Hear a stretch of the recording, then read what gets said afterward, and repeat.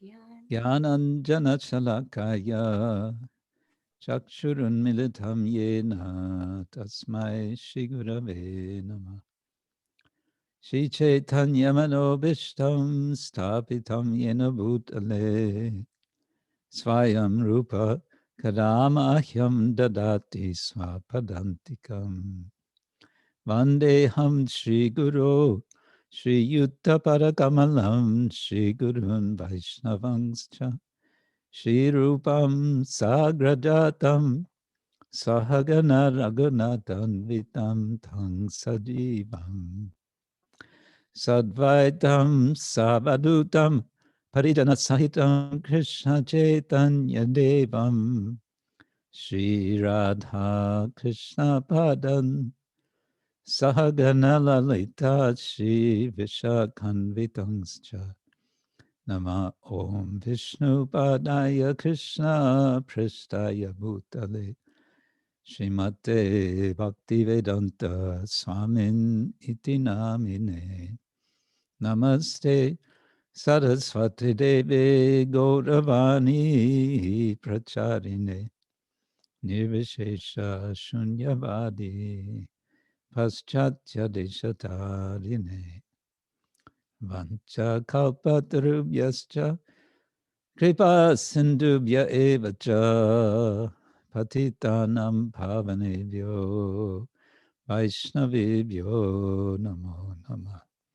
Hey Krishna Karuna Sindhu Dinabandhu Jagatpate Gopesha Gopika Kanta Radha Kanta Namostute Tapta Kanchana Gaurangi Radhe Vrindavaneshwari Rishabhanu Sute Devi Pranamami Hari Priye Jai Shri Krishna Chaitanya Prabhu Nityananda Shri Advaita Gadadhar Shivasadi Gaura Bhakta Vrinda Hare Krishna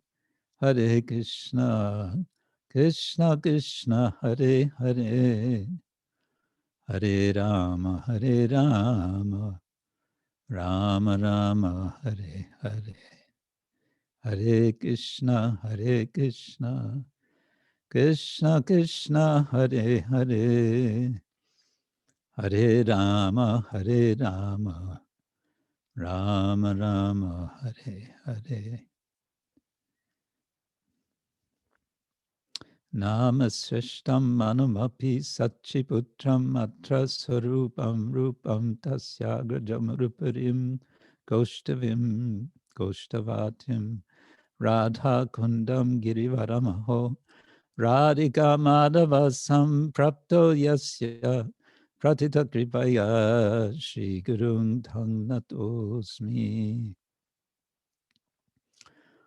So welcome to Saturday Sanga, broadcasting from Poland, from foggy Poland. Nice to see you all.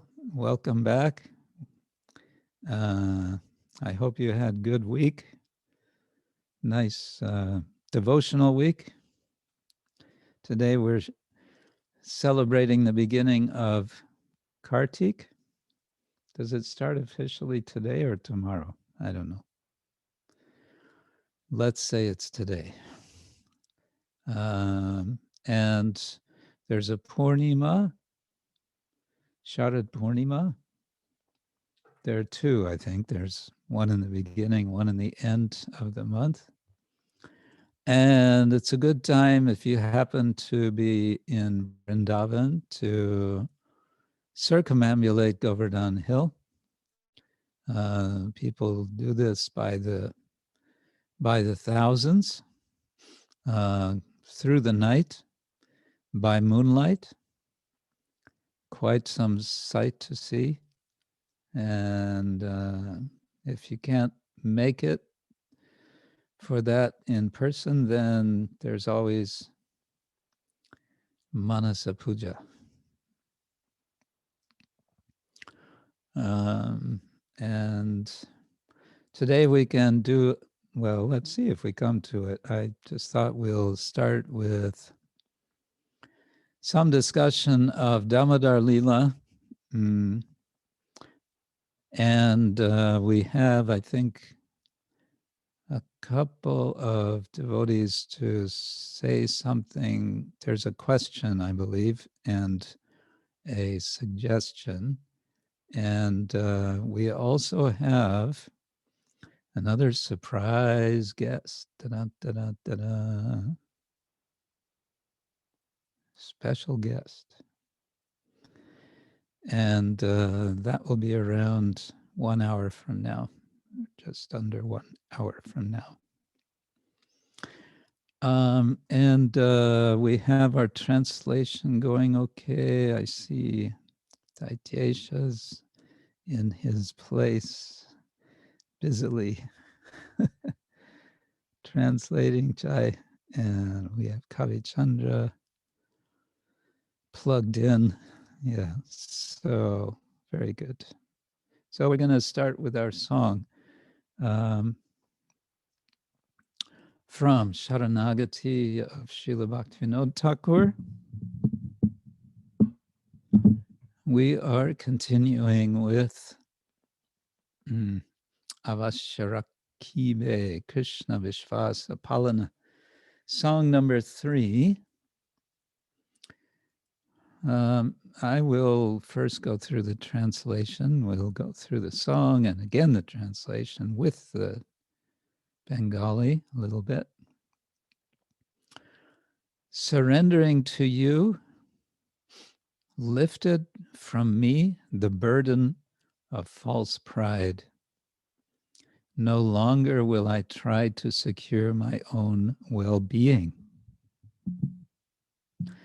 O Lord, I am confident of your protection, for like one of your cows or calves, I am your treasured property. O Madhava, I see you leading your herds to pasture on the banks of the Yamuna.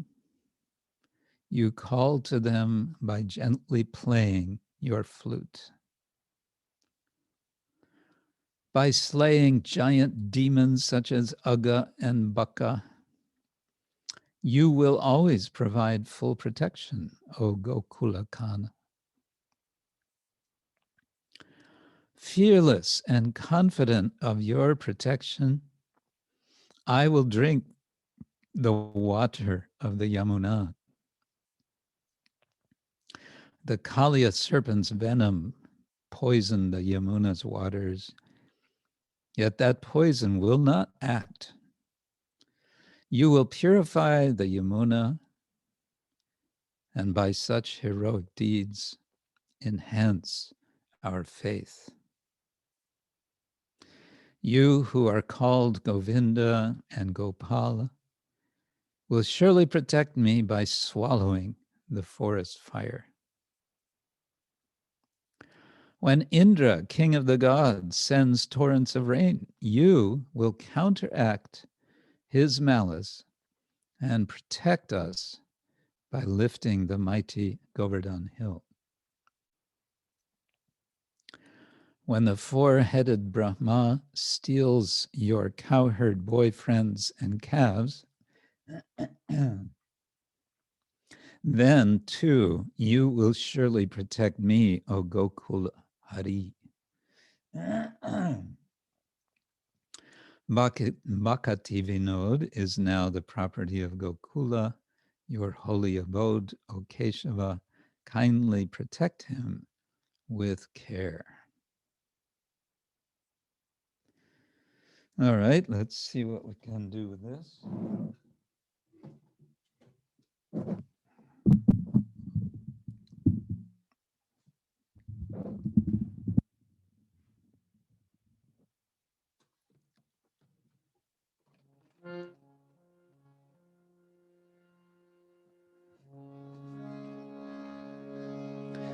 Ātma-samarpane Gela, abhimān,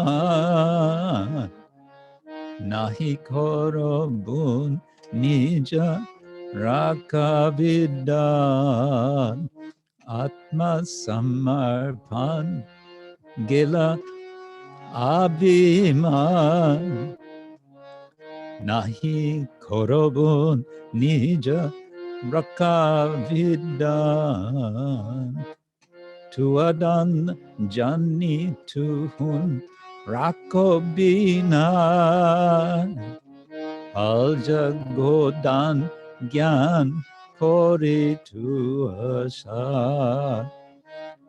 tuwā jani tuhun rakhā-vidhān, alja-godan gyan kori tuwā. Chara obi madhava jāmuna-tīre, Bamshi bhajato dak, Bamshi bhajato dakobitire. Chara obi madhava jāmuna-tīre, Bamshi bhajao dakobitire. Agha-baka marato rakhā-vidhān, korobisada tuhun gokula-kān. Agha-baka marato rakhā-vidhān, korobisada tuhun gokula-kān. Rakhā korobi tuhun nischoy jan, Palana korobuň hama jāmuna-pāni. Rakhā korobi tuhun nischoy jani, Palana korobuň hama jāmuna-pāni. Kāliya-dokha korobuň-nāśa, Sura-pati nadī-jala bada-obhyāsa. Kāliya-dokha korobuň-nāśa, Sura-pati nadī-jala bada-obhyāsa. Piyato dhavanala rakhā-vidhān, Gopal Govinda nam tava hoy. Piyato dhavanala rakhā-vidhān, Gopal Govinda nam tava hoy. Sura-pati-durmati-nāśa vichār, Rakhōbi varshane giri-vara-dhāri. Sura-pati-durmati-nāśa vichāri, Rakhōbi varshane giri-vara-dhāri. Sura-pati chatur anana korabojab chori, Rakha korobi mujhe gokula-hari. Chatur anana korabo jabachori, Rakha korobi mujhe gokula-hari. Bhaktivinoda tuwā gokula-kān, Raksibe Keshava korato jatam. Bhaktivinoda tuwā Bhaktivinoda tuwā gokula-kān rakhā-vidhān korobuň. And one more time. ātma-samarpane gelā, Abhiman nāhi korobuň nija rakhā-vidhān. ātma-samarpane gelā abhimān nāhi korobuň nija rakhā-vidhān. Hare Krishna, Krishna Krishna, Hare Hare, Hare Ram, Ram Ram, Hare Hare, Hare Krishna, Krishna Krishna, Hare Hare, Hare Ram, Ram Ram, Hare Krishna,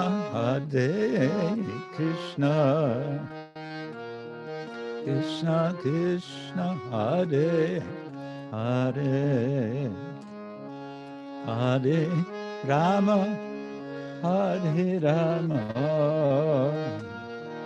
Rama Rama, Hare Hare, Hare Krishna,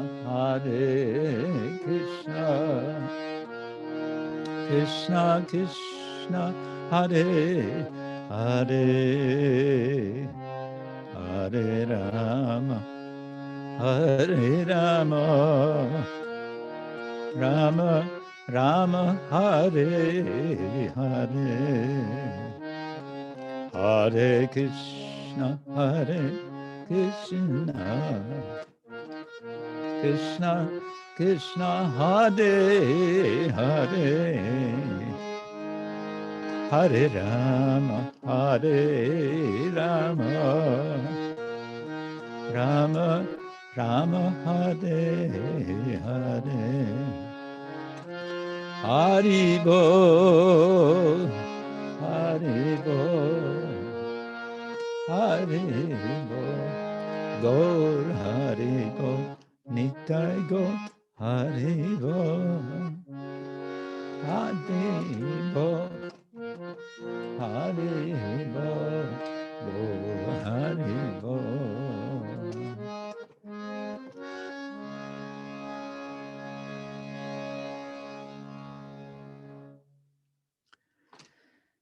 Surrendering to you, lifted from me the burden of false pride. No longer will I try to secure my own well-being. Atma-samarpane, Gela, Abhiman. Gela is past tense. Third person, it went. Abhiman, what has gone? My Abhiman, my pride. And what is the pride? Thinking that I can protect myself, rakhā. Nāhi korobuň nija rakhā-vidhān. I will no longer try to protect myself, nija raksha. Oh Lord, I'm confident of your protection. For, like one of your cows or calves, I am your treasured property. Tuwā dan jani, and that's with the apostrophe, so it's janiya. So knowing that I am your treasure, dhana. Tuhun rakhobi, you will protect, rakshobi, O Lord, nata. Kāliya-dokha, gyan, knowing that you are protecting your cow treasures, godana. Tuwā sat, I'm not sure, with you maybe. Third line, O Madhava, I see you leading your herds to pasture on the banks of the Yamuna. You call to them by gently playing your flute. Chara-ubi, Madhava, jāmuna-tīre. So, O Madhava, Chara-ubi, I will go jāmuna-tīre, to the bank of the Yamuna, bamshi bajaoto, you will play, I guess that's third person future, you will play your bamshi, your bamboo flute, dakobi dire, but that's, okay, that's third future. Dak means to call, so you will, dire, you will gently call by playing on your flute. And agha-baka marata rakhā-vidhān korobuń sada tuhun gokula-kān. By slaying giant demons such as agha and baka, you will always provide full protection. Oh, gokula-kān. Rakhā-vidhān is protection. Agha-baka, the demons, aghasura and bakasura. Marato, killing. Korobuń, you will. When? Sada, always. Tuhun, you, gokula-kān. Oh, dear one of Gokula. Rakhā korobuń tuhun nischoy jani. Fearless and confident of your protection. Nischoy means confident or certain. So, and jani, knowing certainty of that raksha, your protection, korobuń, will be, you will do. Pan korobuń, ham jāmuna-pāni, I will drink, I will do the drinking of the water of the Yamuna. Nowadays we hesitate with pollution of the Yamuna, but Bhaktivinoda is expressing confidence also in the water, purity of the water, in relation to kāliya in the next verse, kāliya-dokha, korobuń-nāśa. The kāliya serpent's venom poisoned the Yamuna's waters, yet that poison will not act. So destruction, vināśa, korobuń, you will do. Kāliya-dokha, possibly means poison, dokha. Shodobi, you will purify. Nadī-jala, the water of the river. Bada ubi asha. And hence you will expand. Bada ubi, you will make stronger, greater asha, our hope. It's translated here as faith. 7th verse, you who are called Govinda and Gopal will surely protect me by swallowing the forest fire. Piyato davanala rakobi moi. So piyato means to swallow, to drink. You will drink. What will he drink? The dava anala, the fire of the forest. Rakobi, so you will protect me. Gopal Govinda Nama Tavahoy. Your name is Gopal and Govinda. Sura-pati-durmati-nāśa vichari. When Indra, king of the gods, sends torrents of rain, Sura-pati, you will counteract his malice. Durmati-nāśa. Oh, his malice is durmati. Mati is mentality, dur is bad, so bad mentality. Nāśa, destruction. Vicharya, thinking about, reflecting. um,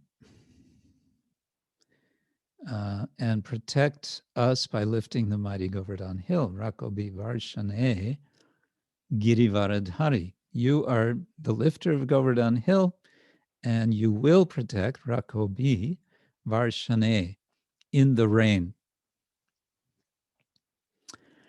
When the four-headed Brahma steals your cowherd boyfriends and cows, Jub is when Chatur Anana, four heads, Karobi, Chori, will steal Raka Korobi Muje Gokula-Hari.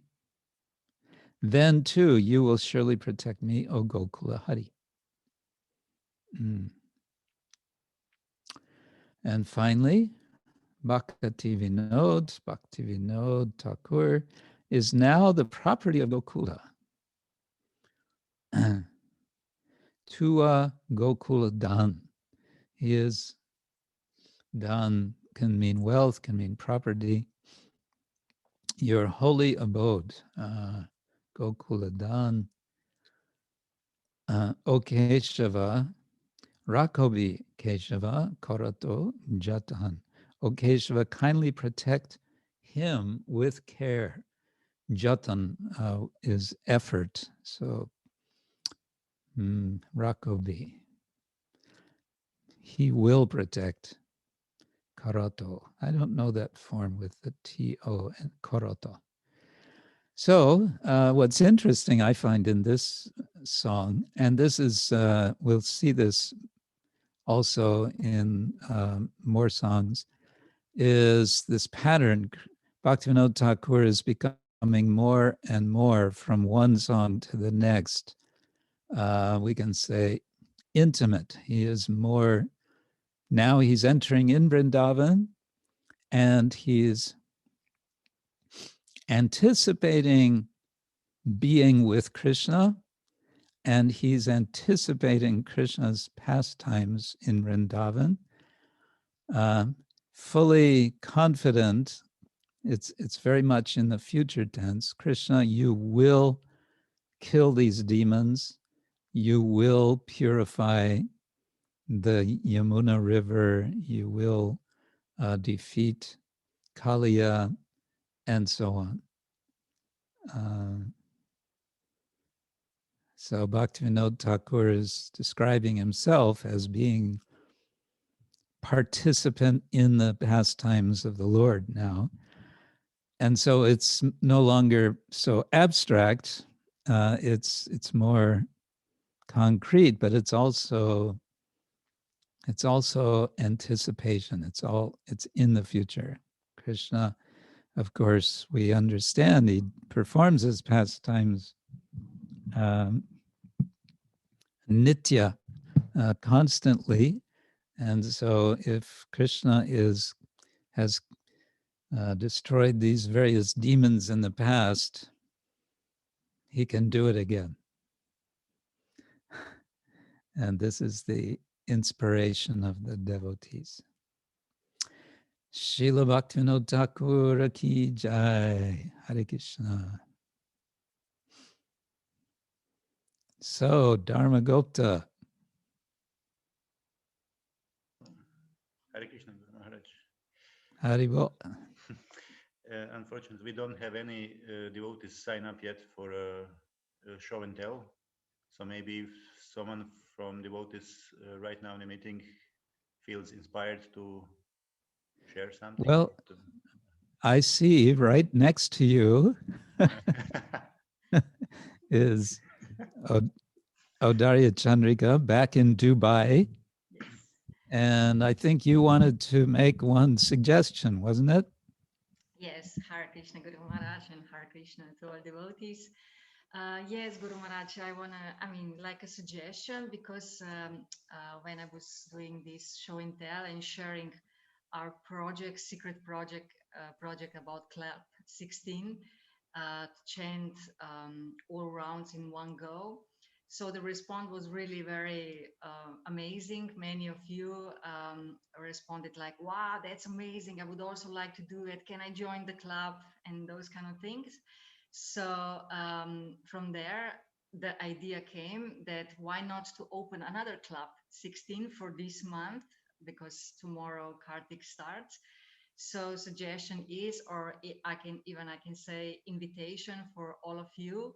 And if can be humbly Guru Maharaj, I would also invite you if you'd like to join the club to chant in that Kartik month 16 rounds in one go.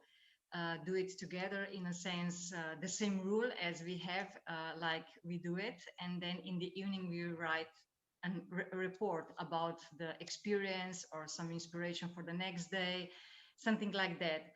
And I would like to invite devotees, those who would like to join. I will put my email address on the chat. So those who would like to be part of, you can write to me and sign in. And it's very how to say, inspirational. And even though it's a Kartik month, which is a very merciful month, it's also much more easier to chant in a group. It's not that we will chant together in the same time, but to chant in a day. Because even though if I have a struggle or I don't have a taste or something like that, I know that there's devotees which I'm together with them, so it helps, that support so much. And the month, it goes like really, it was successful, like I already shared.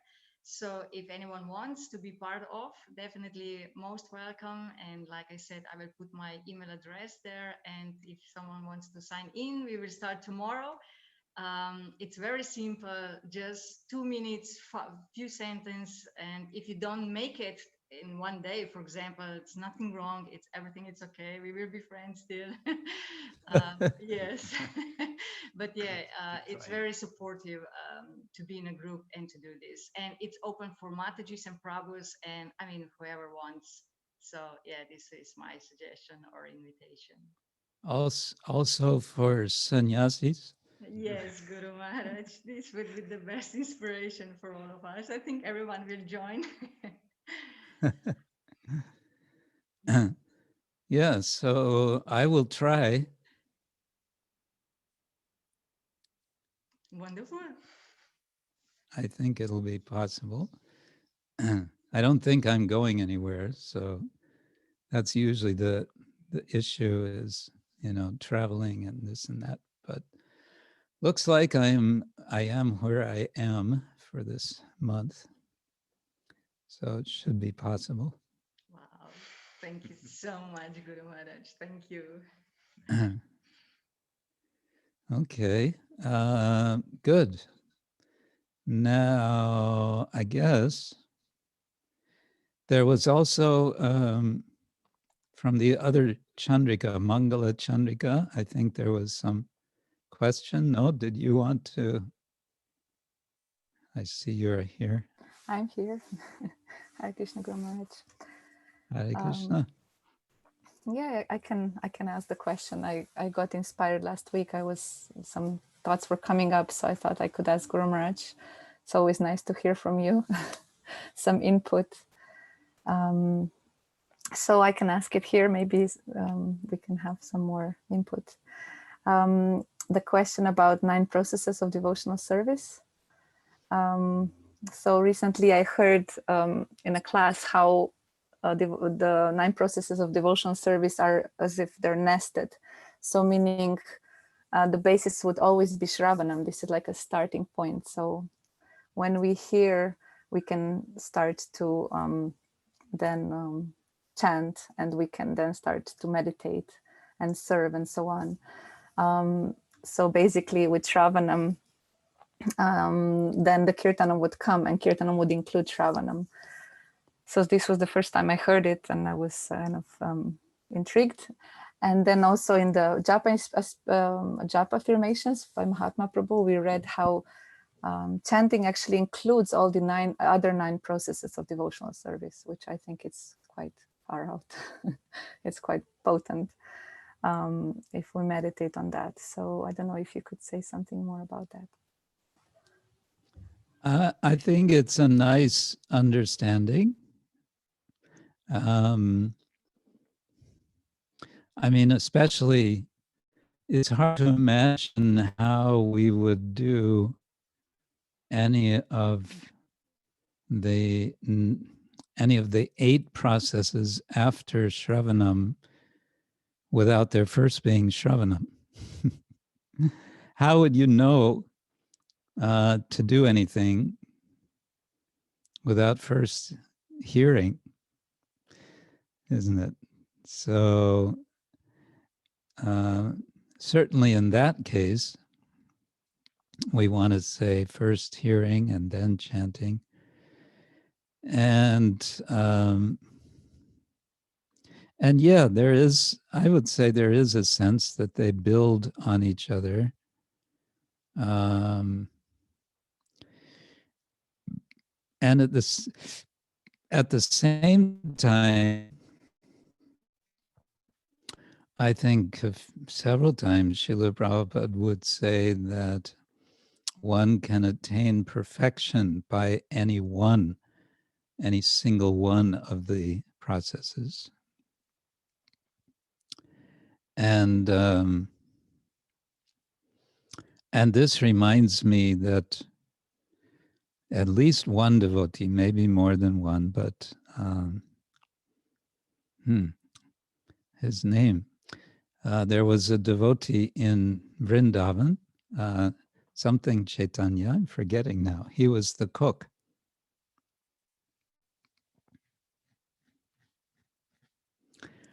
And he was a very good cook. He was very dear to Srila Prabhupada. He may have been from Bengal also, I'm not sure. But he was, for quite a long time, he was cooking all of the offerings for the deities.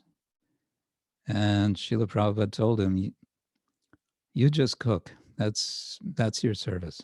You don't have to do anything else. You don't have to chant. Of course, the thing was, his cooking was his chanting. He was so absorbed. And so that's one example where he actually gave that blessing to that devotee. Just focus on that service. Not that generally Prabhupada wouldn't do that. He would say first 16 rounds and then other activities. So, and then the point of all of the practices being contained within the chanting of the holy name is also a nice meditation. Of course, what is the chanting? We're addressing Krishna. And as we're addressing Krishna, we are begging for service. And we can say, communing. I think the Christians use that word. We are communing with Krishna. It's not just communication, it's like really connecting with Krishna through his names. Which reminds me, if Mataji were here, he could get one book for me, or I could get it anyway. It's just a little out of reach. I would share with you half a page I read today from Satsarupdas Goswami. Very interesting meditation on chanting. Let's see, maybe later. Yeah, that's what comes to my mind. I would say the 9 processes, they complement each other. I always remember in the very early days, out on the street distributing books, I would get some inspiration to as I would distribute a book that, oh, I really want to read this book now. And then I found that from reading, I became inspired, oh, I really want to distribute this book. Especially each Upanishad and Bhagavad Gita.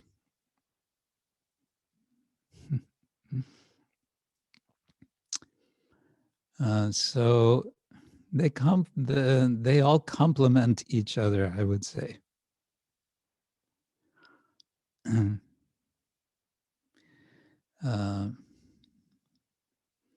But we could reflect on each of the 9 processes in relation to chanting.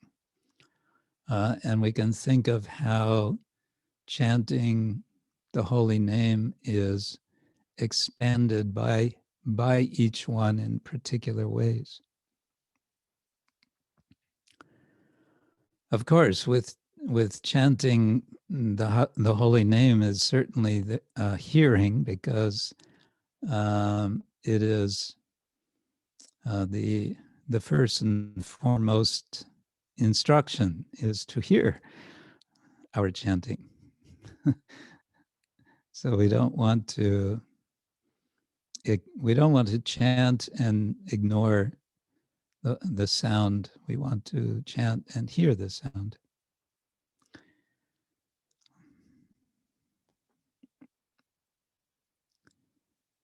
And as for prayers, vandanam, we can say the holy name is the essential prayer, because it is addressed directly to the Lord in the simplest of way, as Prabhupada would say, like a child calling for its mother.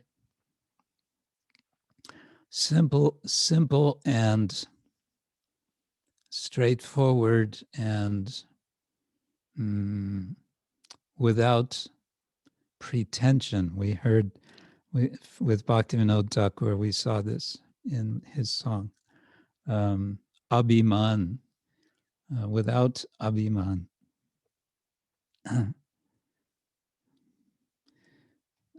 What was that?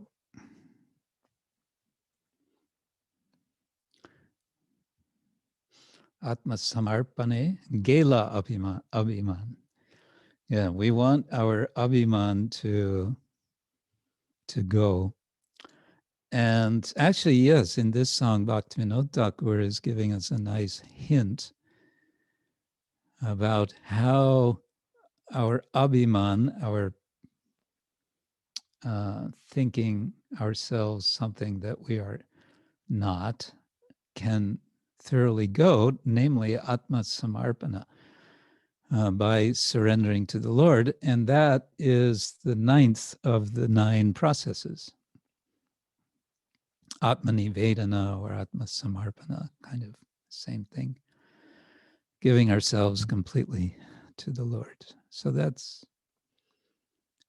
there. And in this way, I think we could go on finding how they are interrelated and how the different sorts of service complement each other.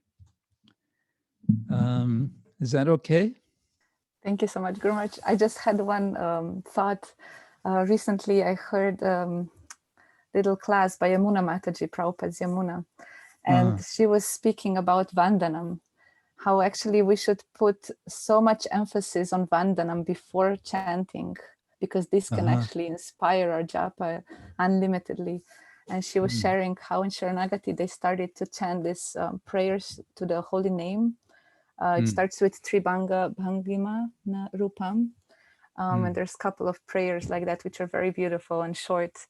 And they were performing this practice before chanting, and it really, really empowered the whole community, basically, of Saranagati village to chant together and meditate. We might have this prayer here. Let's see.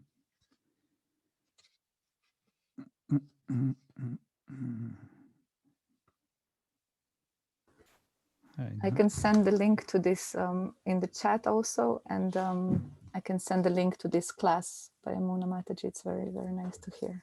Okay.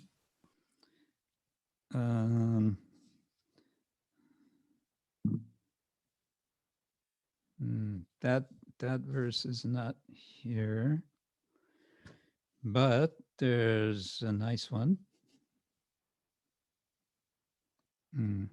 from Srila Rupa Goswami. Tunde tandavini ratim vitanute tundavali labdaye karna kroda kadambini gatayate karnarbudebhya spriham cheta prangana sangini vijayate sarvendriyanam kritim no jane janita kiyadbir amritai krishneti varna tvai. I do not know how much nectar the two syllables Krishna have produced. When the holy name of Krishna is chanted, it appears to dance within the mouth. We then desire many, many mouths. When that name enters the holes of the ears, we desire many millions of ears. And when the holy name dances in the courtyard of the heart, it conquers the activities of the mind, and therefore all the senses become inert.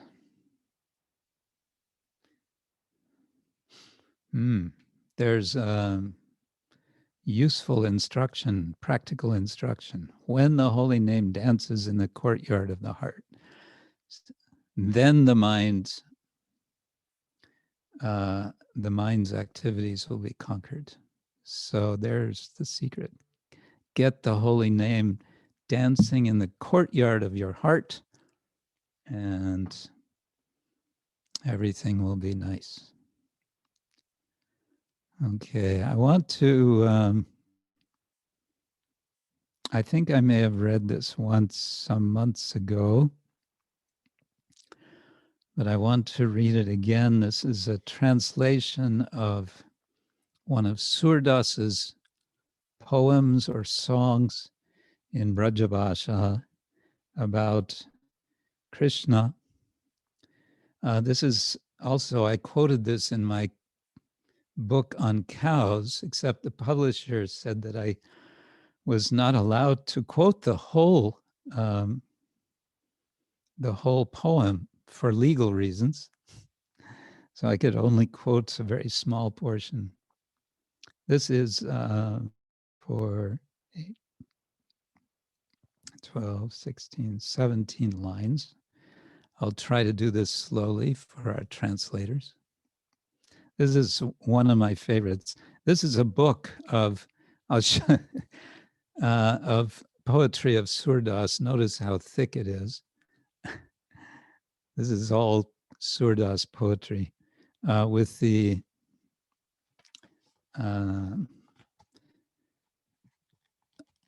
Brajavasa on the left side and English on the right side. This is done by John Stratton Hawley. Jack Hawley is a friend, very nice person, very amazing translator of Brajavasa.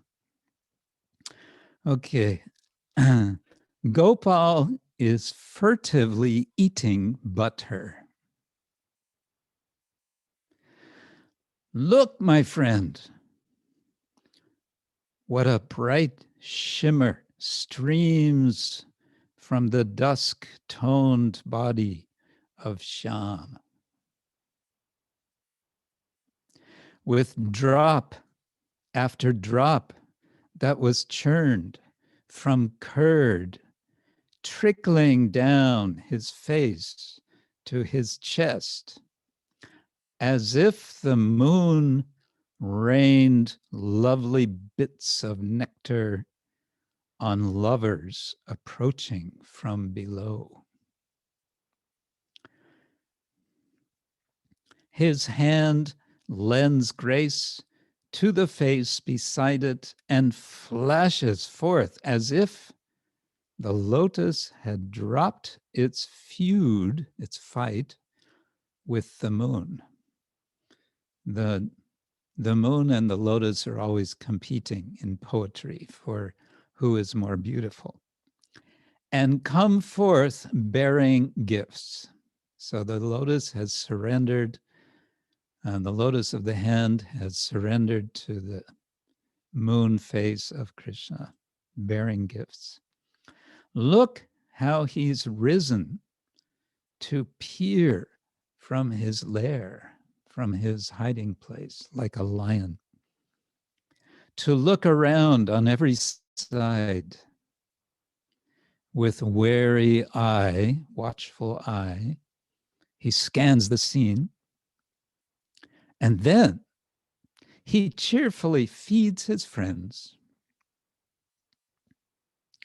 Seeing Sur's lord in his boyish fun, the maidens start, weakened until their hearts are lost to speech, thought after thought after thought.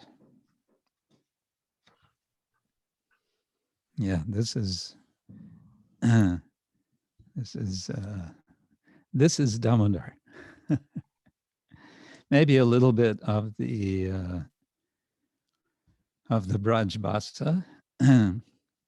It starts out gupala dure hai mashanushata gupala du deshi sashi soba bani hai Shyama manohara gata gupaladu giri parata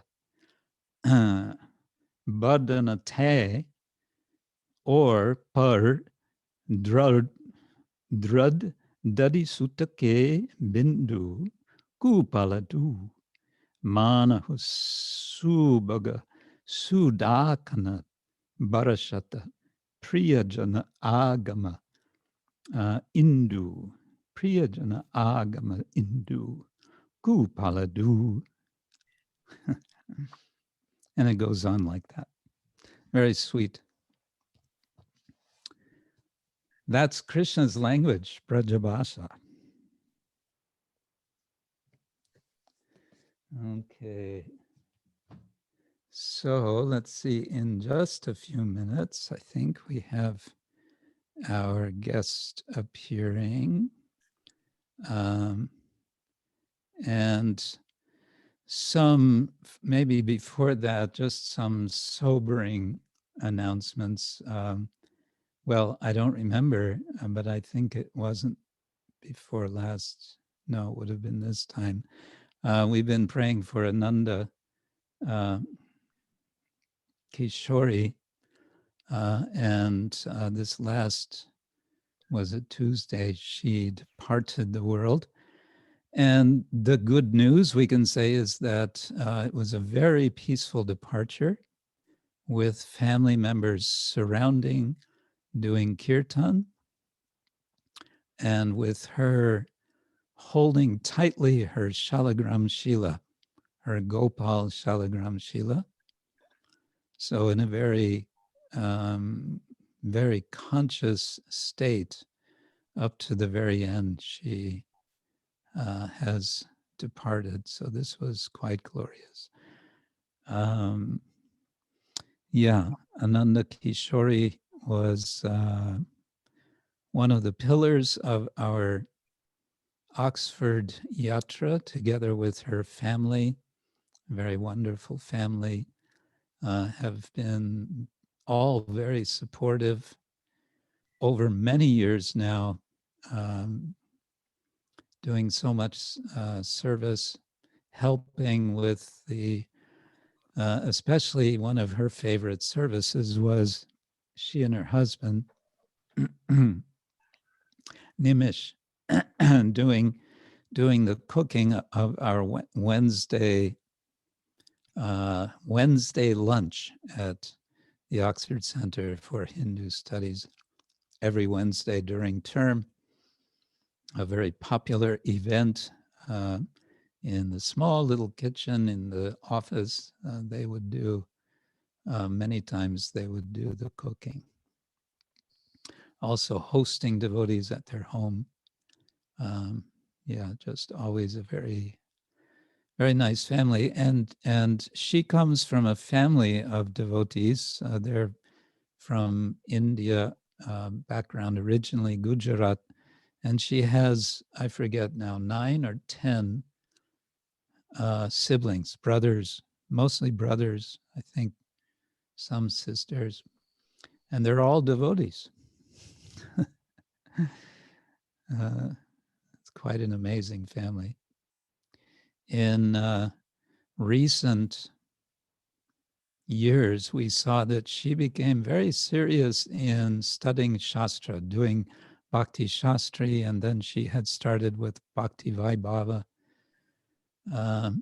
And it's almost as if she had some premonition, some idea that her time was limited in the way that she became serious with her reading and chanting. So it was quite, she was giving nice example for others. Also, I was quite shocked to hear that His Holiness Bhakti Madhurya Govinda Maharaj, who is from America, from California, I think originally, has been based in Punjabi Bagh, Delhi for quite some years, I think, had an operation which on his spine, and they knew there was a risk that he could become disabled as a result. And indeed, that's what happened. So now he apparently has no ability to move legs or arms, which is, so I don't know if this is hopefully not a permanent condition. Yeah, and we continue to pray for Sunandana in Split, and there's a fundraising going on for him for medicine, which is online. You can find out, I don't know, maybe one of you can give a link to that. Every little bit helps for that purpose. So it's almost time for our guest, and I'm wondering if she has appeared or not. It seems not. Yes. Our guest speaker is ready, Guru Maharaj. Oh, okay. So then, let us proceed.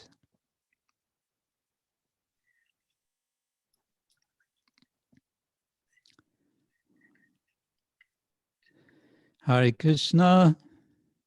Hare Krishna. Ah, there you are. Hare Krishna. You are the mysterious guest speaker. Thank you so Her much. Grace Rukmini Devi Dasi, Prabhi. Thank you so much for joining us. Please accept our humble pranams. Vanchakalpatarubhyascha, kripasindhubhya evacha, patitanam pavanebhyo, Vaishnavebhyo namo namaha. Thank you so much for allowing me to join your wonderful Thank group. you so much for joining us all the way from the Wild West of Washington, D.C., right? Yes, we have some wild characters here right now and Indeed. some wild going on. And it's a wild weekend, and the next few days are going to be more wild, I suppose. Yes.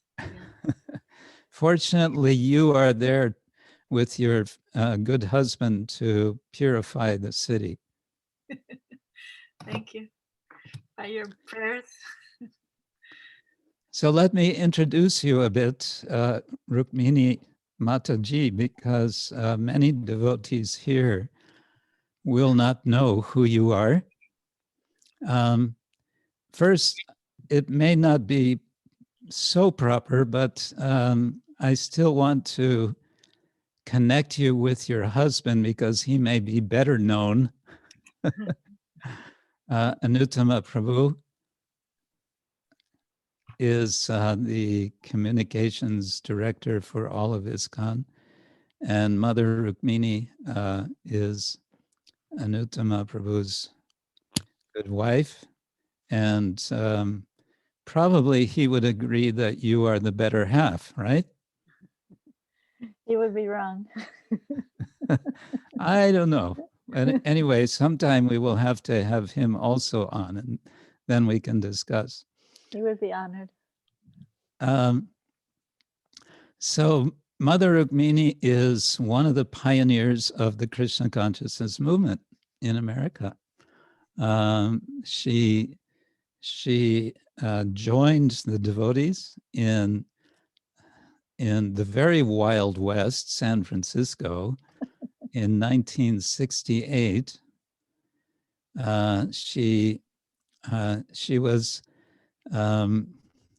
She was hardly out of, how to say, she was 16 years old at the time.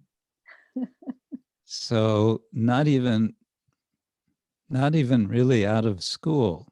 You dropped out of school, I guess, at that time. Yes, I did, Maharaj. Wow. I actually left my home when I was 15, so I was quite wild in the Wild West. And actually, the first thing Prabhupada said to me when the devotees, I came with the devotees who were on their way to London. I came with them to Montreal to meet Srila Prabhupada and get initiation. Yeah. And they said, this is Srila Prabhupada, it was Swamiji at that time. Swamiji, this is Wendy, and she's only 16 years old, and she would like to become your disciple. And the first thing Prabhupada said, he had a very compassionate, tender look in his eyes, and he said, but where are your parents? And then, yeah, and then your parents came for, or is it just your father came for the initiation? Yes, he did. And we're very respectful of Srila Prabhupada. Actually, a beautiful story is that my father had melanoma cancer and he was dying. This is much later, I think in 1996. And he came out with a most beautiful appreciation of Srila Prabhupada, that my father was from New York. And he said that Prabhupada came to New York, to the very neighborhood where my father used to go and hang out with his friends. It was a kind of a bohemian hip area, even since 1896, the Lower East Side. But my father in like early 1920s, he would go there with his friends.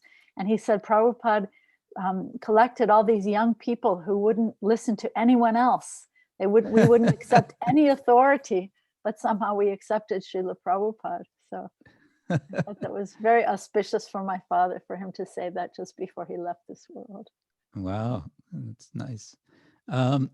I think you and I have one thing in common, aside from coming from the Wild West, is that we were both initiated within about 2 weeks of joining the devotees. That's true, yeah. Amazing. That was the style then, right? If you could say who is the Supreme Personality of Godhead, and they didn't even ask me that. Prabhupada did not even ask me what are the 4 regulative principles. Anyway, he just assumed that you would follow. I don't know, but I think he knew that I wouldn't know how to answer, so he didn't want to embarrass me. There's a beautiful story of another great Sanskritist, Kshetra Prabhu. He was from New York, and when he was initiated in New York, he was very introspective, and when he was intending that when Prabhupada would ask him the 4 regulative principles, he would answer in the order of which one he was attached to most. So when Prabhupada asked him that question, he told the story later, when Prabhupada asked him, what are the 4 regulative principles? He was hesitating. And then Prabhupada was laughing and he said, which one do you like best?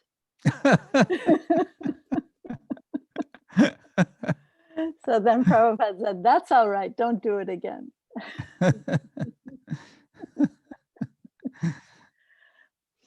But when I got initiated, maybe I should tell that story since we're on the topic of initiation. Yes, please. So when I was initiated, Prabhupada had not told the story of Rukmini yet. This was before the Krishna book. And he told the story of Rukmini. And he said, you are a beautiful girl, and Krishna can accept any number of beautiful girls. So one day Krishna will kidnap you. And then he said, it was like he was injecting medicine, opening the heart to inject medicine. He said, you are a beautiful girl. And then he injected the medicine, the lifelong instruction. He said, now become more beautiful within also. So that is the mission of a lifetime.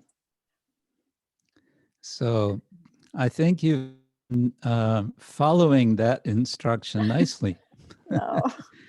And one way you've been following it is by engaging with your husband in interreligious dialogue. Yes.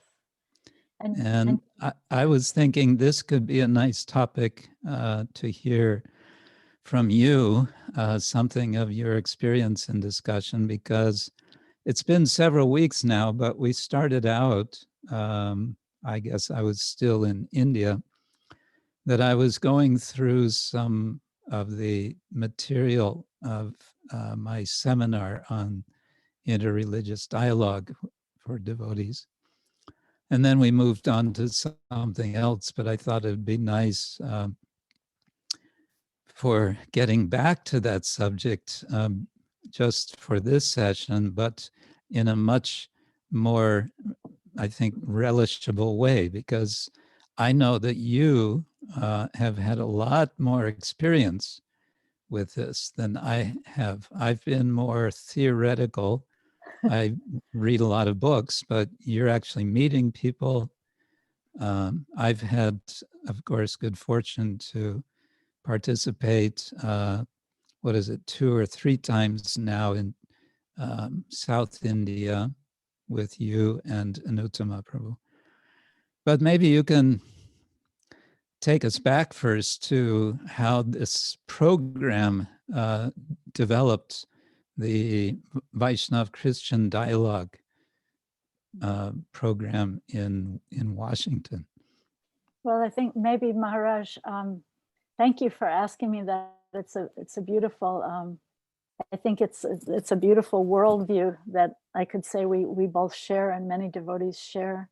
But maybe it began in Wales, and perhaps you were there at the first one, and then it came to Boston, and then it came to Washington, D.C. Were you present at the one in Wales? Not that I remember. Oh, okay. Well, thank you for that beautiful topic. And I was thinking, you asked me if we could talk about this. And as I thought about it, I was thinking that actually life itself is an interreligious or interfaith dialogue, because when I think about it, when I think about the tension between my lower self and my higher self, I think that the lower self wants a totalitarian regime. And the higher self, or as I was reading through your PowerPoint that you shared with me, and Kenneth Cracknell, who's been our partner in dialogue, talked about a monological proclamation as opposed to an interfaith or interreligious dialogue. So I think that the lower self wants a monological proclamation, and the higher self is curious to hear and to learn. And yeah, curious to learn and to be willing to be changed. The deep hearing is defined as being willing to be changed. So I think that would, not just outside of ISKCON, but I think it would benefit all of us within ISKCON if we shared that worldview, that I think we would have a more livable world and a more livable ISKCON. So yeah, so to go back, I think the first one we had was in Boston, and then it moved to Washington, D.C. And we had some very, very, all along we've had some, really it's a conversation between practitioners, but also they're scholars of their traditions. And we really try to hear from each other in open ways. And which year was that? Let me see. Well, it's gone on for, I think, 23 years in Washington, D.C. So taking us back, I'm not sure, but Tamal Krishna Goswami was there. And we had some very interesting people. Maybe I could share some stories from that one. One man who's a scholar of what they call new religious movements, Gordon Melton, was there. Oh, yeah. Wonderful man. Klaus Klostermeier was there. And yes, if I could I know him. Wonderful people. And it was funny. One of the requirements was that the eminent ISKCON people, were sannyasis or gurus, were not allowed to bring a servant. They had to come, just come as you are, as an individual, humble soul. And so there was one funny exchange where everyone was, it was a very Spartan Catholic retreat center. And it was, my husband was saying to me, what is it about this place? It's so simple, but it's so nice. And I said to him, it's being managed by a woman. And he said, oh, that's it. Because there were these lovely little flower vases. Everything was just simple and very clean, but very Spartan and care to details. So when each person was arriving, they received their room and their sheets and their blanket, but the beds were not made. You had to do it yourself. And so Shaunaka Rishi Prabhu was teasing Tamal Krishna Goswami, Maharaj, when was the last time you made your own bed? Do you know how to do it? Do you even know how to do it? And Tamal Krishna Maharaj said, of course. And then he said, he's very perfectionistic about things. And he said, yes, hospital corners. So he knew how to make a good bed. He learned from his German mother, I guess. And he showed us all how he knew how to make his own bed. But to get back to the subject of dialogue, there was a very beautiful, something that Gordon Melton shared. And he talked about his own life. He's an American from the south of the United States, which is where there's really quite rampant prejudice, has always been since the time of the American Civil War, quite rampant prejudice against African people, African American people who were formerly slaves. And so he told this story of how, I guess we were at being asked, what brought you to this dialogue? Why dialogue? And he answered in such a beautiful way that I always remember. He said when he was in college, he went up to a Black student, an African American, one of his fellow students, and he said, I have a problem with you, and I'm wondering if you can help me solve my problem. And this other young student looked at him and said, well, what's your problem?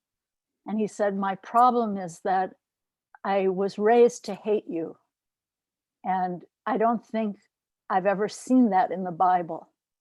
So can you help me solve my problem? It was very profound. And what happened was the two of them became friends. They used to spend time together. They used to visit each other's homes. And so it was a very, very beautiful exchange of really honoring the other, the person that so often in our society is objectified for their beliefs or their color or their different culture or their different gender or whatever it may be. So that was very, very profound. And one other thing I read, oh, sorry. Can I ask what your response was to the question, why dialogue? Well, I think, as I said, I think it's a worldview. I think it's an imperative as conscious living beings to be inquisitive, to be curious, to want to find out from other people of different cultures. And that was my point in the beginning. I think that even if we're not from different cultures, even if we're all just a band of ISKCON devotees, Prabhupada has asked us to honor unity and diversity. So what does that mean? Each one of us is so different in the way we think, in the way we see the world. And, you know, complete unity would be so boring, and complete diversity would be chaos. And I think it behooves each one of us to find out what makes you tick, what inspires you, what's important to you. So I think, yeah, I think it's a human imperative or a spiritual imperative, you know, so. Sometimes I feel more kinship or more resonance with people outside of my own tradition than I do with someone, even within ISKCON, who maybe thinks in a monological proclamation kind of a way. True confessions from Mother Rukmini.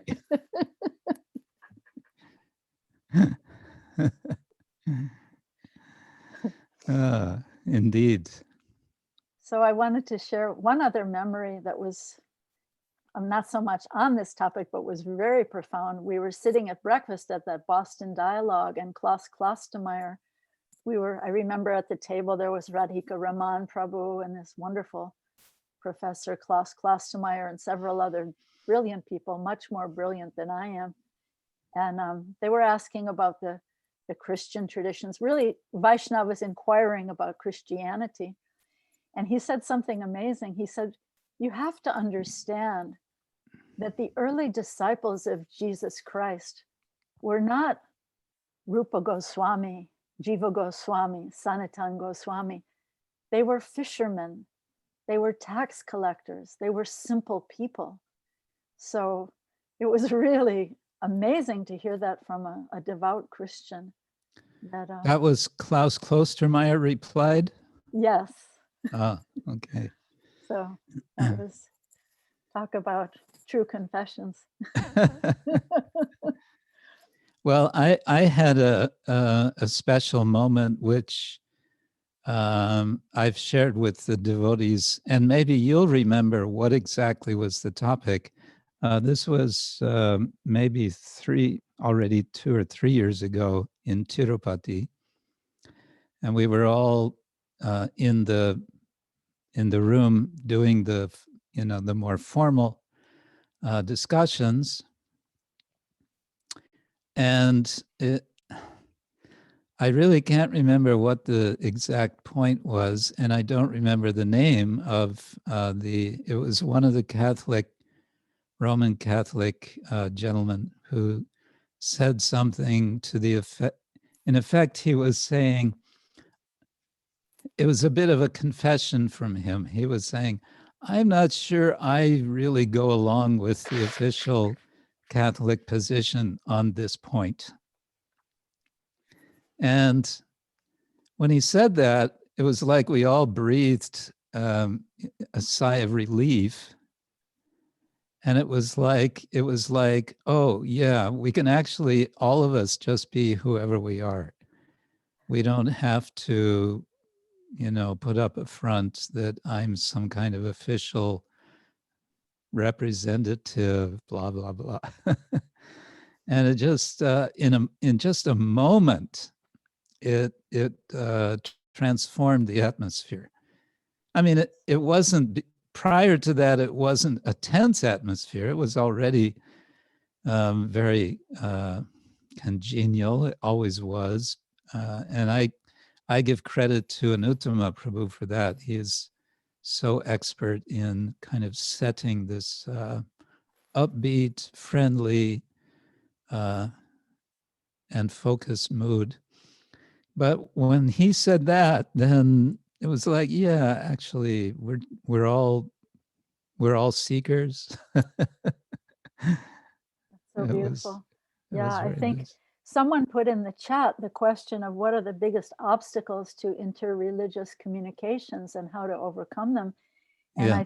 I think you're really hitting it spot on, Maharaj, because Anuttama Prabhu, he does have a very self-effacing worldview and sense of humor, and he helps people by his little bit of jokes, and he helps people to relax.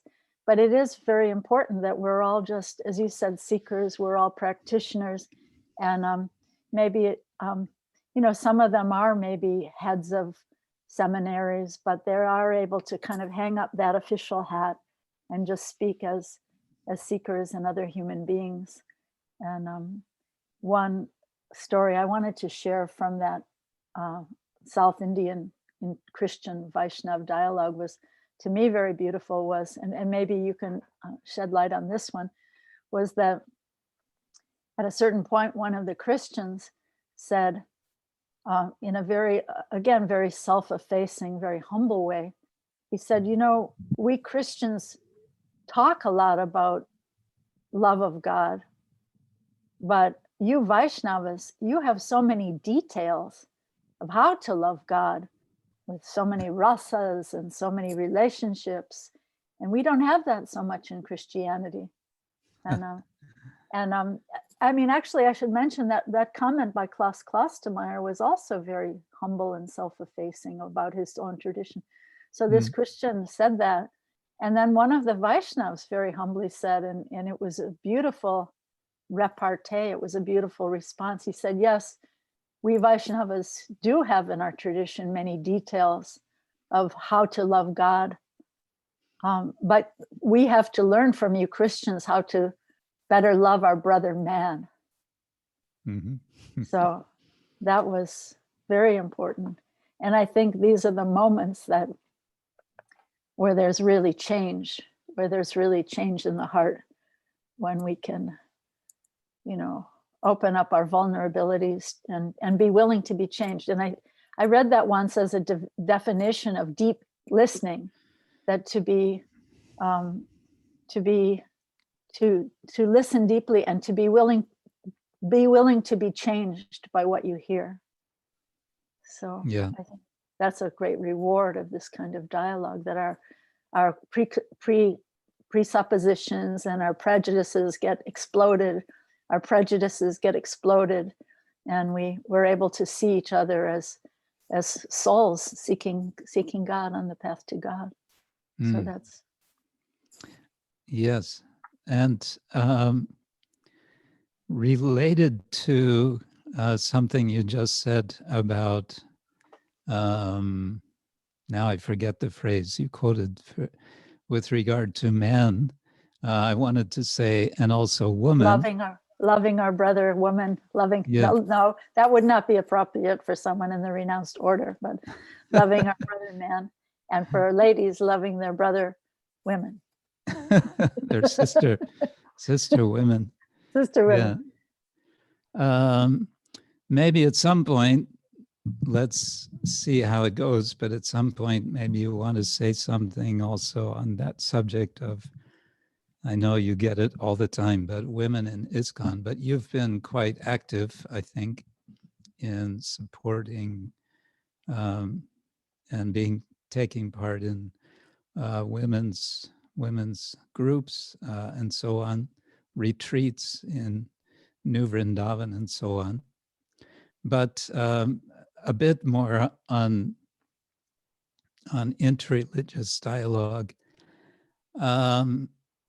One thing I find missing within our society, this is, how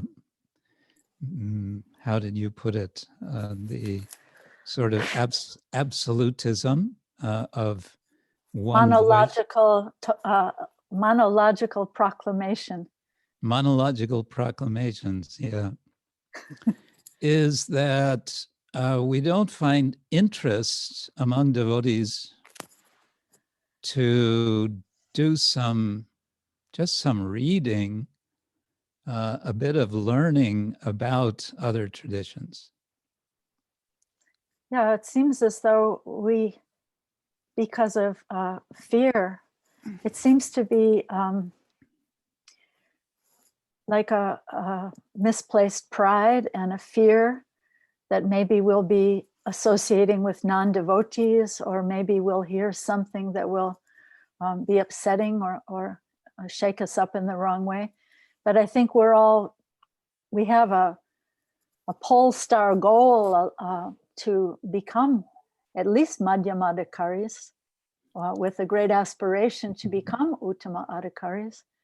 And what is the vision of a madhyama adhikari? That they're rooted in their own tradition, and they're able to share their tradition with others without being swept away by something someone might say. So I think a lot of our relationships are really on a kanistha level, and I think that's a big problem. So in answer to that question, what are the biggest obstacles to interreligious communications? I would say kanistha thinking, which is a fearful thinking that I remember my husband has this story. He met a man from a certain denomination of Christianity. And this man was saying to him, well, no one really understands Jesus the way we do properly.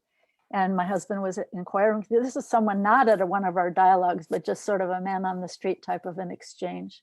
Mm-hmm. And he said, Anuttama Prabhu said, oh, so you mean only the people in your church understand Jesus properly? And he said, well, no, not everyone in my church, because a lot of people in my church don't understand properly. And he said, Anuttama Prabhu said, well, maybe your minister and you understand Jesus properly. And he said, well, no, my minister, he's a little bit off as well. So it was like his universe was getting smaller and smaller and smaller. And it became obvious that only one person understood Jesus in truth, and that was he himself. So I think that, our universes can become very, very small. We become suspicious of other voices in ISKCON. We become very suspicious of voices outside of ISKCON. And so our universes become deprived, I would say.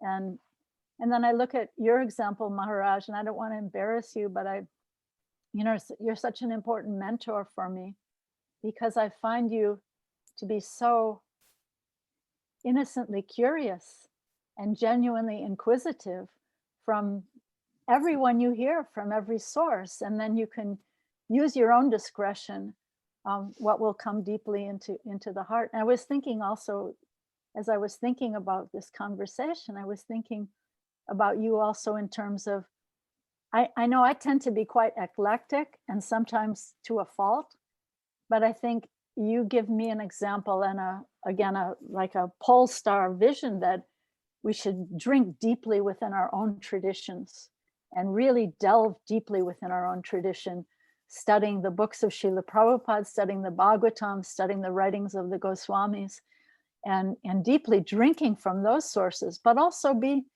open to resonance that comes from other thinkers, other places. And, I love some of the quotes you share from Martin Buber and from other people. I mean, I have a book where I write quotes. This conversation could go on for a long, long time if we wanted to share quotes, but. Do you have the book right there with you? I do. I can share something if you like. Why not? Okay. Well, here's something from Ramanuja Acharya, which is not so far out of our tradition, but Sri Vaishnav Sampradaya. And he says, what an individual pursues as a desirable end depends on what he conceives himself to be.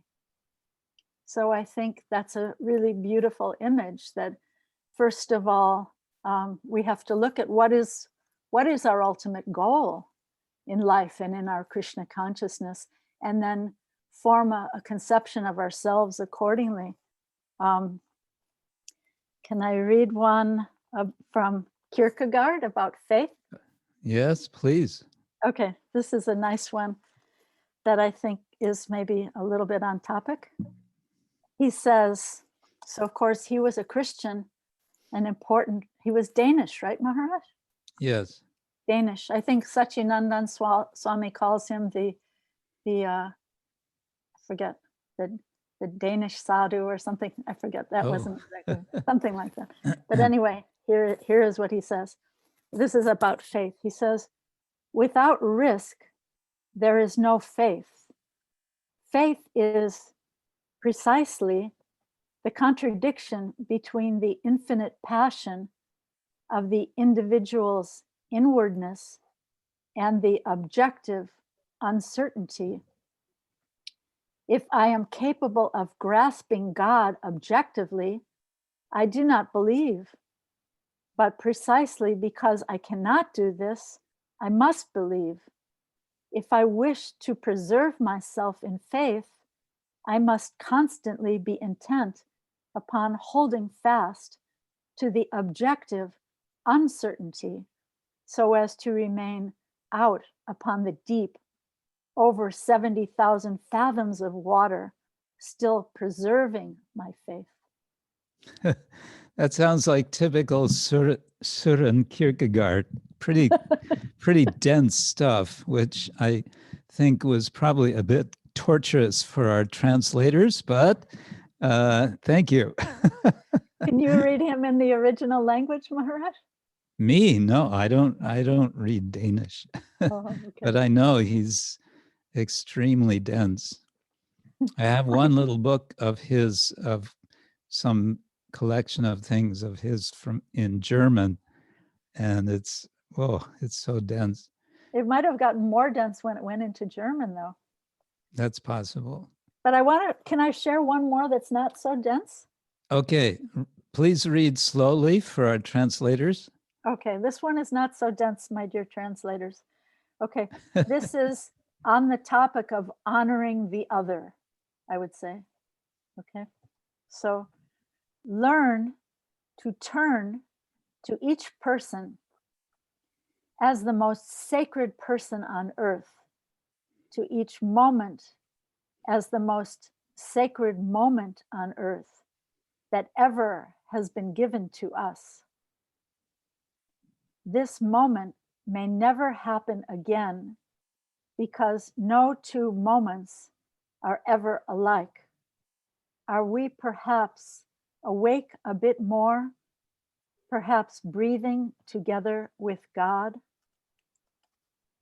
That's from someone named Reshad Field. Okay, nice. Thank you. Have your dialogues been only Vaishnav Christian dialogues? I think there was a Vaishnav Muslim dialogue at least once.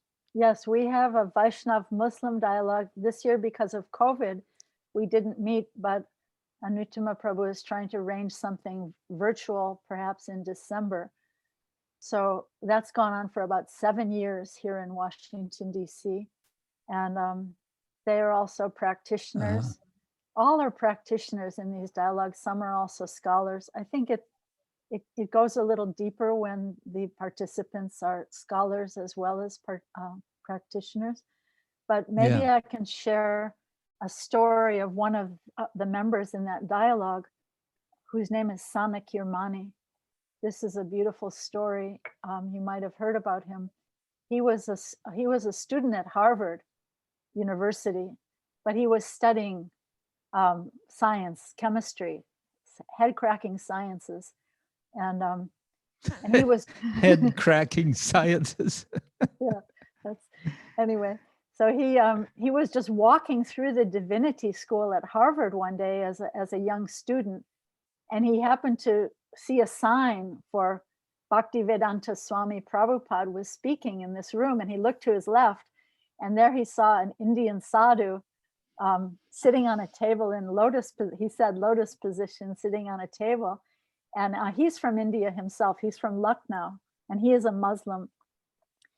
And he was just stopped in his tracks, and he was frozen out in the hall, and he couldn't move. And he began listening to Srila Prabhupada speak from Bhagavad Gita. And as a young boy, his Muslim father had brought a Hindu Brahmin to their house every morning. So he would learn Upanishads from this Hindu Brahmin every day before going off to school. So this was his background. But so he was stopped in his tracks listening to Srila Prabhupada, and he became convinced, hearing from Prabhupada, that there is deep spiritual truth outside of Islam. So he was there in the very, so then Maharaj, you were there at maybe you could put in the chat, there's a beautiful event, ISKCON at 50, which was a retrospective at Harvard University. That you can find that on the ISKCON Communications website. So this man, Sanakirmani, came to that event, and he was pointing out to all of us there that this is the very room where he first saw Prabhupada speak 50 years ago. And he also came to our ISKCON 50th celebration in Washington. And he actually wrote a poem for Srila Prabhupada in Bengali, which is not his language. He wrote a poem for Prabhupada in Prabhupada's language. It was like a haiku, very short. And what he said was, I was standing, this is a paraphrase, but he said, I was standing outside. I was standing in a liminal space between worlds. And you gave me a flower that is still blooming.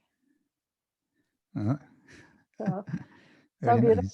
And actually, once he told us, not in a dialogue, but once just privately in confidence, he said, I'm a Muslim, and when I have difficulties in my life, you'd think that I would think of something from Islam, but I don't. I think of Srila Prabhupada. And it's very nice because the BBT just made an offer, Maharaj, for you, if you know scholars who might be interested also, but the BBT is offering full sets of Srila Prabhupada's books to any academic, any scholar who might like a set of Prabhupada's books. So I just received an email back from Sanakirmani, and he said he would be very happy to receive a full set of Srila Prabhupada's books to have in his home. So that's very nice also. That's a little bit from our Muslim dialogue. Well, with Muslim dialogue, the question in my mind that immediately comes up is whether some of the discussion has been on the subject of worshiping the deity in the temple, and if so, how such discussion went. Well, I think, or if you were carefully avoiding that subject. Yeah, I think the way our dialogues are couched or formed is that we choose topics very carefully that will not be, lightning rods for the other community. So it's not a what's the word, polemic. It's a dialogue. So we try to avoid those touchy subjects, and we talk about love of God. We talk about service to God. These are topics that are very dear to people in the Islamic tradition. So we do consciously try to avoid those hot button issues, which maybe some other ISKCON devotee might like to bring to the front, but we don't do that.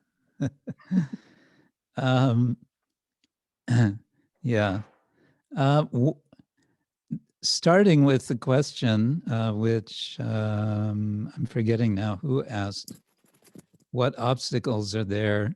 I guess the sort of logical next question is, what is your advice for us, for devotees, trying to serve our mission? In terms of attitude, but maybe also in terms of practical things that might be done to make more of a dialogical culture than a monological culture. Thank you. That's a beautiful question. And I think the answer is that we have to give up our false pride and be willing to hear from others, be willing to be changed by what we hear. And you know, I was thinking when you were starting to ask that question that it's something like going to a family dinner with, maybe you know that there could be some cantankerous sort of uncle who's going to be there. And it reminds me of this story of our friend Yadunath, who he's a disciple of Bhakti Charu Maharaj. He's from a Italian Catholic family. Yes, I know him. Do you? He's a professional improv comedian. Yes. And he teaches drama, teaches improv. And he always goes home for Christmas every year to be with his family. And he has one of those cantankerous uncles who likes to fight with him about religion. So his uncle's always trying to twist the knife, and he's trying to respond in as gracious way as he can. I guess the answer is find common ground, right? To find common ground. But so his uncle's always trying to pick a fight and find something to argue about. And so Yadunath Prabhu's mother, he said once she just became so exasperated at this, and from the kitchen, she comes out and says, "It's Christmas. Do we have to talk about religion?"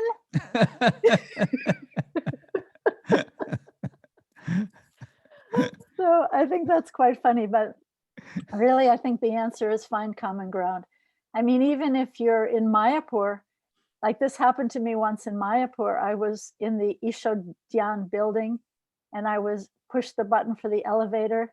I was on a higher floor and the elevator opened, and there was a whole elevator full of people who are diametrically opposed to the views that I hold about Vaishnavi, Diksha gurus, etc. So there was the whole crew of them were there in the elevator.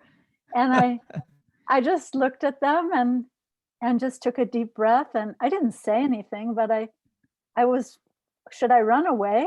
Should I walk down the 5 flights of stairs? So I just took a deep breath and got in Hare Krishna and got in the elevator and tried to be gracious.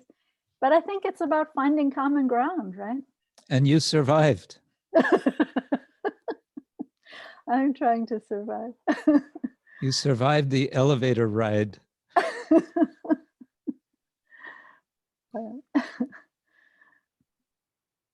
Finding common ground. Nowadays, it seems like the atmosphere is full of divisiveness on all levels. And it seems like there's no end to it. Yes. Even in America, Anuttama Prabhu is very involved in what they call religious freedom issues. And those have been put to one side, and then sort of human freedoms, or what do they call it?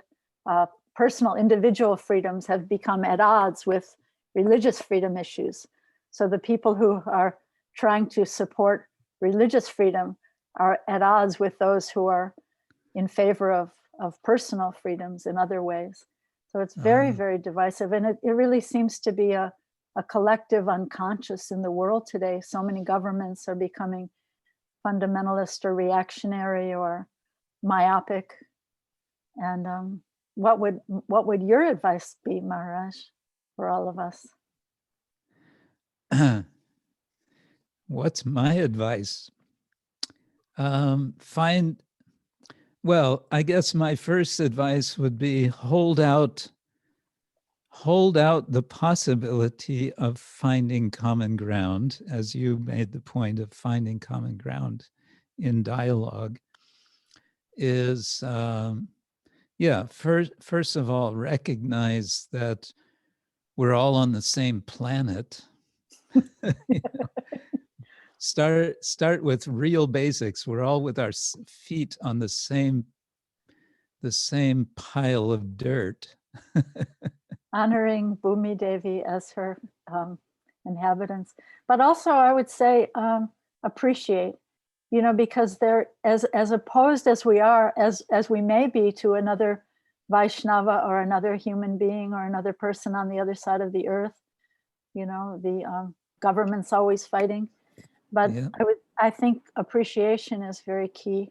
And so there must be something that we can appreciate about the other person. You know, thank you for your lifetime dedication to Srila Prabhupada's mission. Or, you know, there must be something we can appreciate about the other person. Yeah, there must be. If there's not something to appreciate about others, then we may be losing touch with whatever it is that could be appreciated about ourselves. So true. And isn't it also so true that the things that push my personal buttons when I meet someone who just meeting them and speaking with them is just like listening to nails scratching on a blackboard, that it's probably because I have those faults within myself as well. I'm trying to think, there's a quote from Robert Burns, the Scottish poet, but I don't remember it exactly, but it's something about asking God to give me the gift to see myself as others see me. Something gift he give me to see myself as others see me. So the things that drive me crazy are probably the things that are my biggest anarthas as well. I don't know if I want to be, I don't know if I want to see myself as others see me. That might be too much of a shock. Well, Maharaj, you could ask the people who love you first. And there's a lot of those. Anyway, so we don't have a whole lot of time left. I'm wondering if any of our devotees online have a question or a comment for Mother Rukmini Devi. Please don't be shy. And if you need translation, we can arrange. Anybody, anything? This is your chance. Whoops, what happened? Just lost. We have a shy bunch here. I can share another story. Yes, please do. Okay, because you kind of went from interfaith dialogue to the topic of women's issues. And this is something that ties those two topics together. So one of the scholars at our South Indian dialogue is a young Christian woman. She's a Protestant, not a Catholic, and her name is Gifta. Her first name is Gifta, like a gift. So beautiful. And she is working on her PhD, which she's just about to complete. And guess what her PhD topic is? Her thesis is that, you won't believe this, but her thesis is that the writings of A.C. Bhaktivedanta Swami Prabhupada could solve the problems of gender inequality in India. So perhaps she has more faith in Prabhupada's, I'll use the word egalitarian, which is a bad word for some people in ISKCON. Yeah, so some people are allergic. Yeah, some people are allergic to that word, but she has maybe more faith in Prabhupada's egalitarian perspectives than maybe some of our own initiated people in ISKCON have. I'm curious, where is she doing her research? So she's in Calcutta, and I put her in touch with the Bhaktivedanta Research Institute. I think that it's an institute. And I can connect you to her on email if you'd like, Maharaj. She's very sincere, observant, very reserved young Christian girl from India. Yeah. We do have a couple of questions. Chitrakarani, you wanted to ask Rukmini Devi something. Chitrakarani is in Italy at present. Are you there? Hare Krishna, please accept my humble obeisances. Jai Haribo. Prabhupada. Thank you very much for being our guest. It is wonderful to see you. And we don't have so much time, so I will ask my question. For some couple of years, we are trying to preach in Turkey, and Turkey, as you know, is a Muslim country. And to this teaching, the women, the Matajis, are very much attracted to this teaching. 99% are the women, which they feel connected.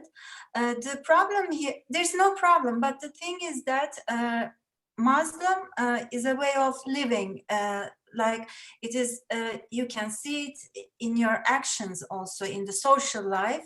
So generally the Matajis, they have husbands and they are Muslims, but even if they don't have the faith and even if they don't practice, being Muslim is a sort of identity. So because they are attached to their husbands and also they are very attracted to the teachings of Srila Prabhupada, there is always this problem of how to apply the rules and regulations and how to do the practice. And the question which comes is, can I be Muslim and also practice Bhakti Yoga at the same time?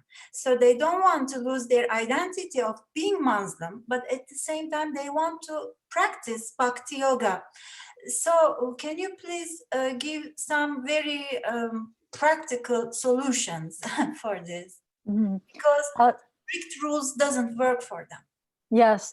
So the externals may be different, you know, they bow down, maybe we stand up and put our hands in the air. So there's so many externals that may be different.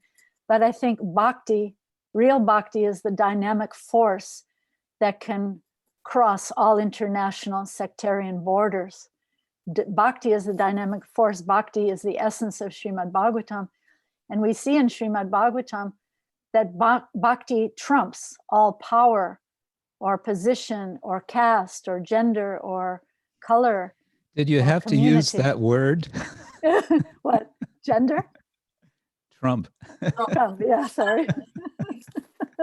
But, you know, bhakti is the essential principle. And I've been involved in some dialogues with Muslim women here in Washington, D.C.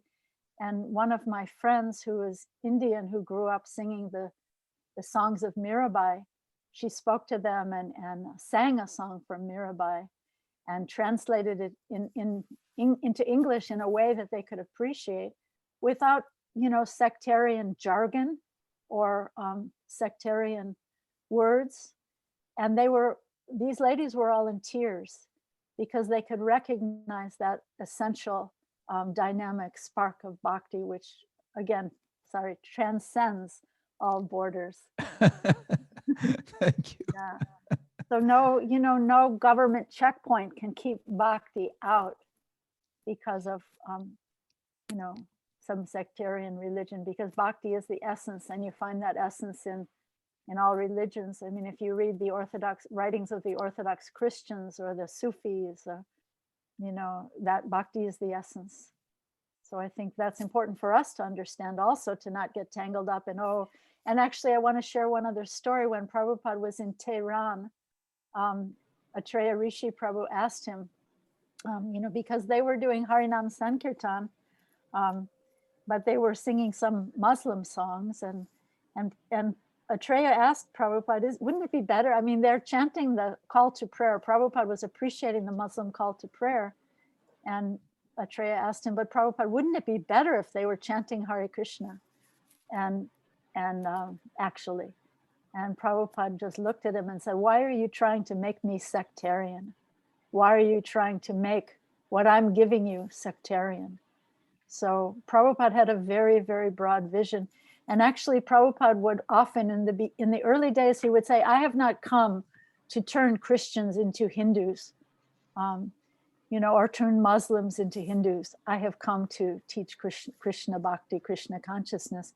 So I think maybe most or many ISKCON devotees, maybe most of us don't even really believe that. The Prabhupada was saying that, but he didn't really believe that.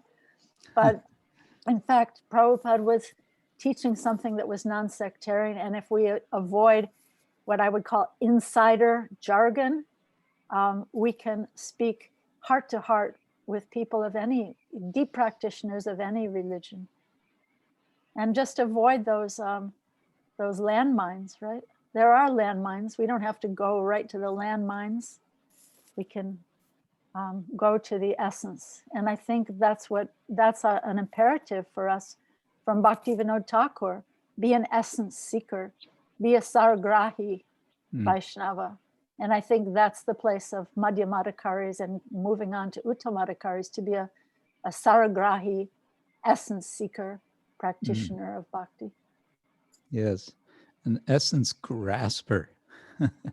Grasper, better than seeker. Grahi, literally a grasper. Wow. Thank you. Hemangi Gopi, you had a question. She's my friend. You know Hemangi Gopi? Yes, we met in Mayapur. Oh.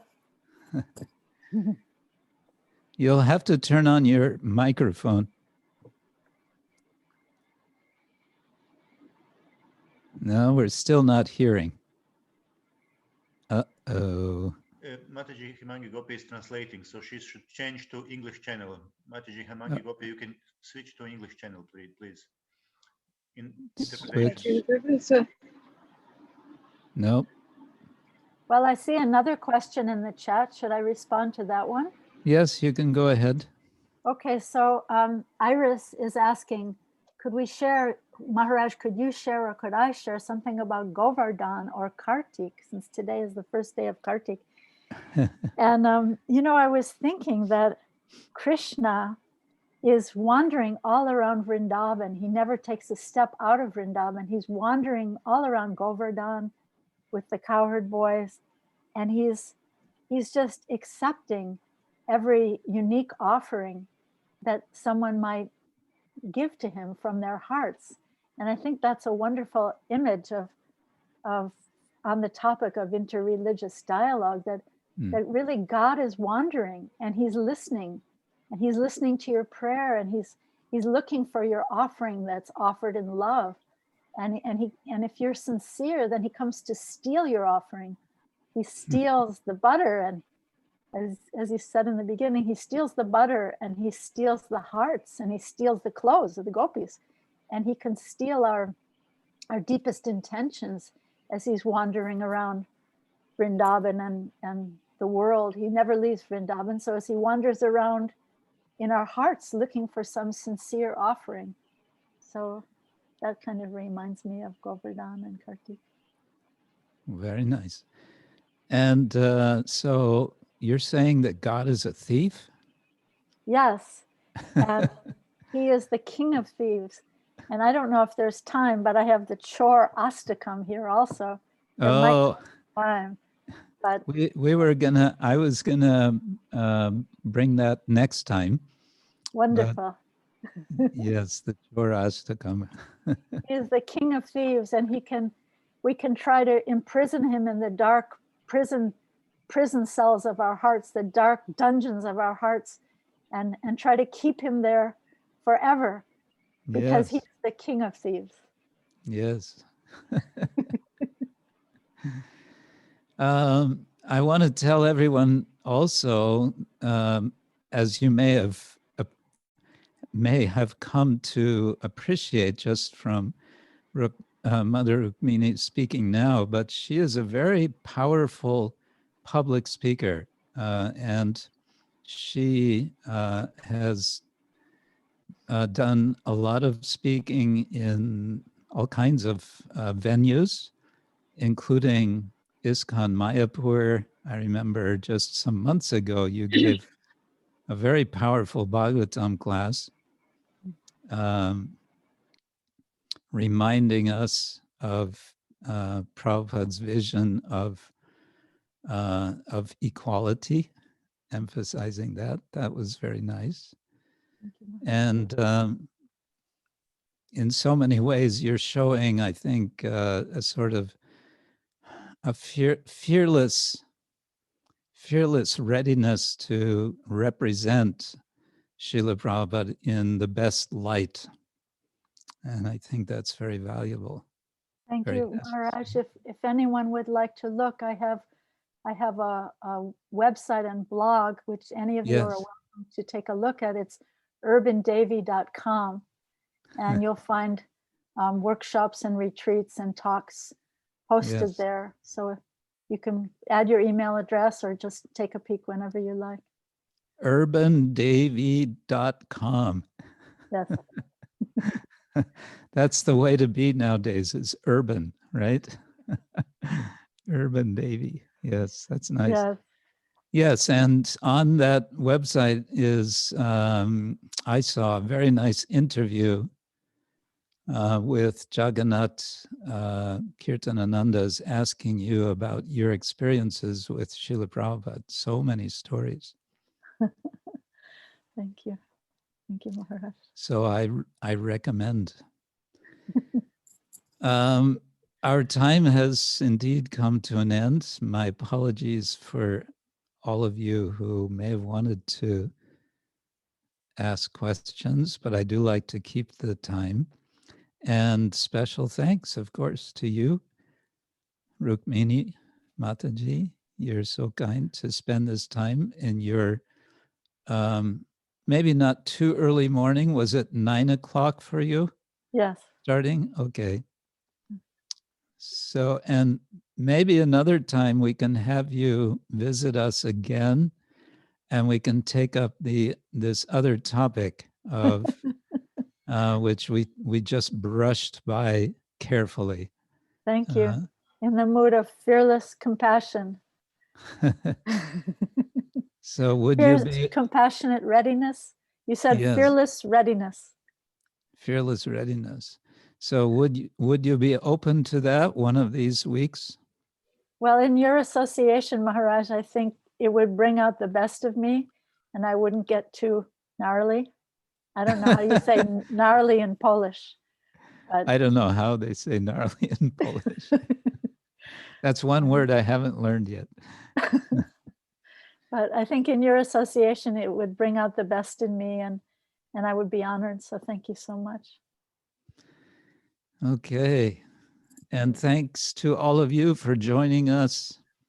We do have another surprise guest next Saturday, Krishna willing.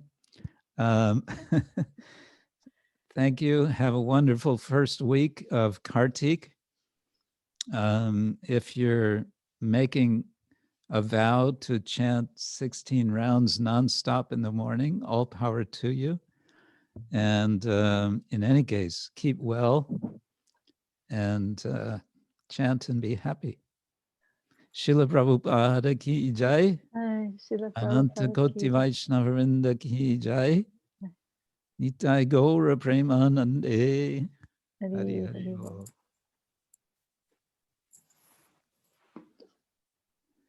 Thank you, Rukmini Mataji, for joining us. Thank you so much.